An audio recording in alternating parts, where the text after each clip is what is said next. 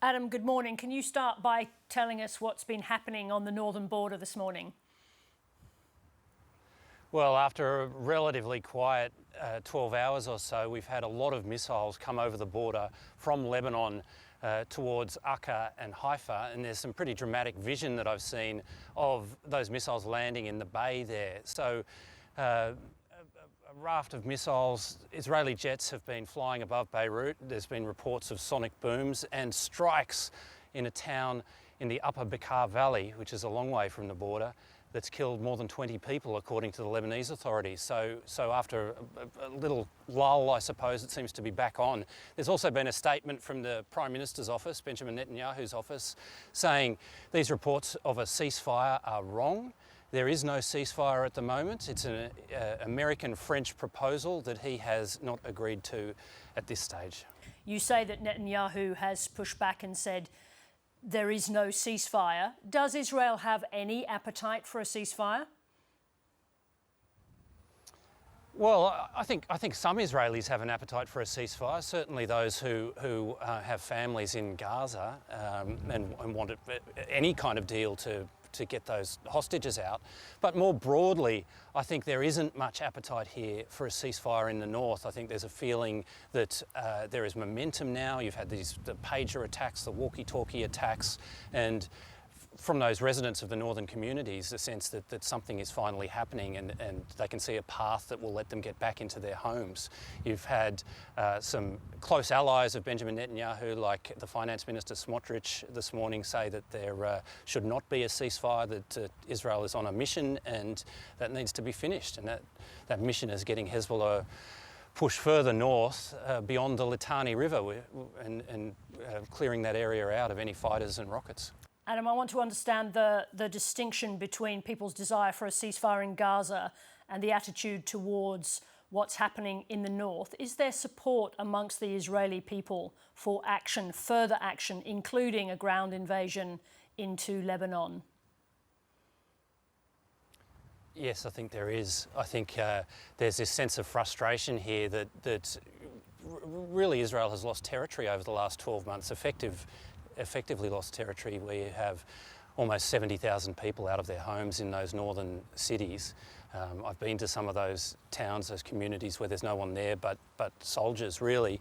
And the sense that Hezbollah has been calling the shots for the last 12 months, and now finally there's this sense that there's action. The pager attacks was the start of it, the walkie-talkie attacks the next day, and now these strikes on Hezbollah facilities, weapons storage facilities, according to Israel. Lebanon says they're civilian homes. But I was talking to somebody yesterday. He said, "Are you here to cover the war in the north?" And I said, "No, we're doing some reporting on what happened on October 7." He said, "Oh, that war." He said, "We've kind of forgotten about that," much to I suppose the disappointment of those people who have family members still in Gaza.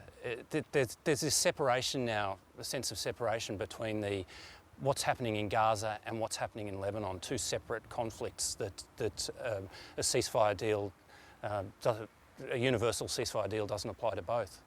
So even if there were a ceasefire in Gaza, and it does remain an elusive prospect, you're saying that wouldn't necessarily have any impact on the decisions being made in relation to Hezbollah and Lebanon?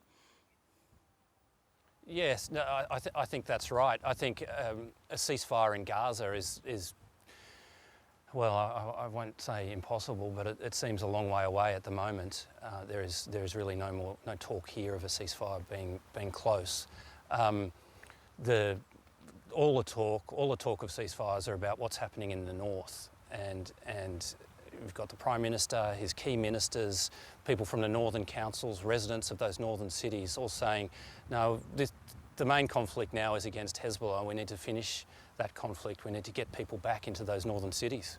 Let me just ask you this. Now, it was reported that the head of the Israeli military told troops to prepare for a ground invasion. Is that the expectation, that this is going to move beyond rocket attacks into ground forces into the southern part of Lebanon? Well,